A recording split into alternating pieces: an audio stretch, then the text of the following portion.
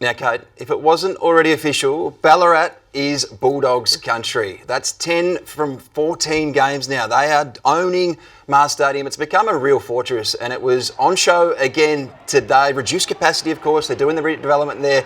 But 12 goals to 2 after half-time. A 90-point hammering. We are seeing a wide array of weapons at the Western Bulldogs right now. Yeah, we are, and they used every square inch of the stadium out there, or of the field out there at Mars. Just efforts like this, their ability to just work from end to end. They spread the ground. They made it so big, so hard for Port Adelaide to defend. And they opened it up early in the game, which then allowed them later in the game to chain from end to end through the corridor. So the likes of Latham Vandermeer really spreading the ground. None of his numbers are going to jump out the page at you, but his work rate to open up that half forward line and be the link between half back, half forward. Every line on the ground, though, was firing. It was hard to sort of pick out. There were two standout performances for me. Tim English, 27 disposals, 17 score involvements and 3 goals. And Ed Richards, a phenomenal game from him, 30 disposals, 9 score involvements, 729 metres gained, 2 goals, one of them which probably will be a nomination for Goal of the Year as well. On Tuesday, we are releasing the May edition of the 25 on AFL.com.au, so I dare say Ed Richards has a case after his stunning start to the year. He'll be in the votes, no doubt. Buku Kamas might not get votes, but he captured your attention out at Mars Stadium today. Yeah, he won't get votes, let's be honest. There were some better performers, but his ability to play a role, and that's what they've found now. So no Darcy, no Ugelhagen in this forward line. If you said that 6 months ago, you'd be like, well, they're nowhere. They've got no one to go to, and he just played a role on Aliir, on Radagalier, anyone that was in his area that was a tall. They were undersized, with Norton the only one in the forward line that had height apart from Karmas. So he's been thrown forward. Last week it was Lobb that had to go forward,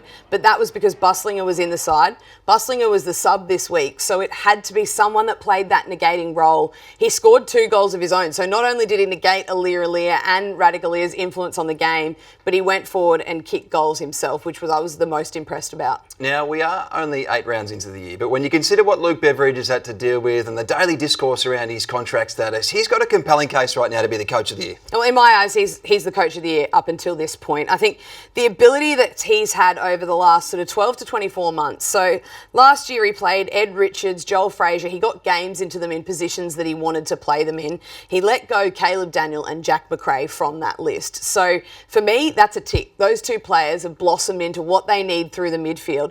Then you have no Treloar, no Bontempelli, no Darcy now in this team, and the other 2. So Treloar comes back in this week, Bont a couple of weeks ago. The depth across all 3 lines at the club is just really... Bontempelli this afternoon, he played most of the 4th quarter in the goal square. He ends up kicking 3 goals. When in a game could you say that Bontempelli has had the luxury of doing that?